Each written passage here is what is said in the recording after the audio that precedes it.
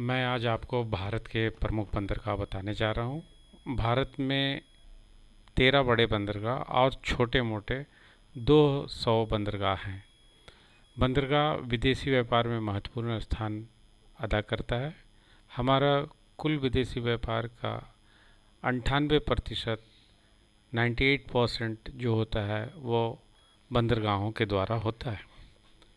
भारत में सबसे ज़्यादा जो छोटे बंदरगाह हैं वो महाराष्ट्र में 53 हैं, और जबकि बड़े स्तर के जो 3 बड़ा बंदरगाह हैं वो तमिलनाडु में है, चेन्नई, एन्नोर और तूतुकुड़ी। अब हम मैप के अनुसार बंदरगाहों की स्थिति को देखते हैं। तो यह है कांडला बंदरगाह, ये गुजरात में अवस्थित है। यह एक ज्वारीय बंदरगाह है और आपको ये जानकर हैरानी होगी कि 1964 में इसे भारत का प्रथम ईपीजेड एक्सपोर्ट प्रोसेसिंग जोन यानी निर्यात प्रसंस्करण क्षेत्र के रूप में विकसित किया गया था। तत्पश्चात आते हैं पश्चिमी भारत में जो सबसे बड़ा बंदरगाह है वो मुंबई बंदरगाह है। मुंबई बंदरगाह एक प्राकृतिक बंदरगाह है और ये एलिफेंट नोज फिश नामक चट्टान पर अवस्थित है।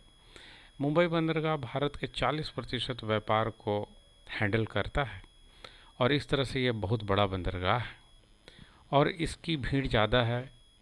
तो उससे निपटने के लिए इसी के ठीक बगल में नाहन सोआ नामक बंदरगाह बनाया गया, जिसका नाम जवाहरलाल नेहरू बंदरगाह है। यह भारत का प्रथम आधुनिक बंदरगाह अर्थात कंप्यूटराइज बंदरगाह है, चूँकि इसे भारत का मॉडर्न पोर्ट भी कहा जाता है। तत्पश्चात हम लोग देखते हैं मरमगांव। मरमगांव ये गोवा में है और ये मांडवी और जुआरी नदी पर आपको अवस्थित है।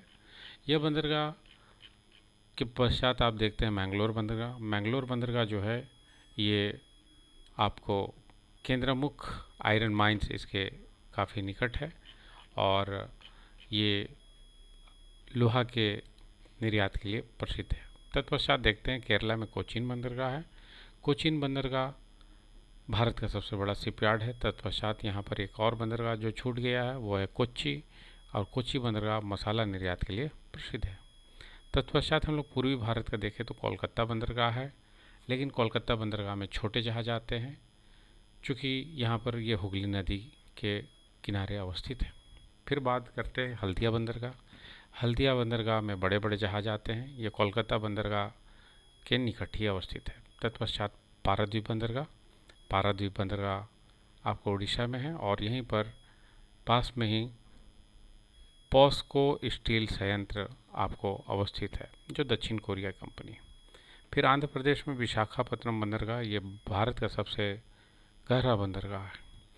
और बात करें चेन्नई बंदरगाह, ये सब भारत का सबसे पुराना बंदरगाह है और ये मछली निर्यात के लिए भी खासकर प्रसिद्ध है। और इसकी भीड़ को कम करने के लिए बगल में ही एनोर बंदरगाह का निर्माण किया गया है।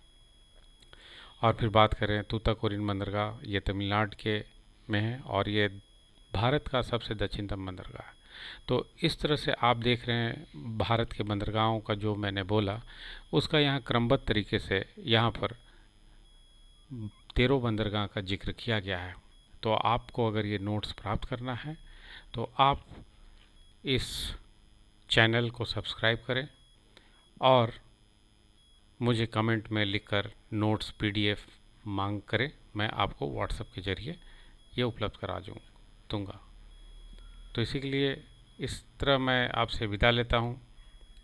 जय हिंद, जय भारत, धन्यवाद।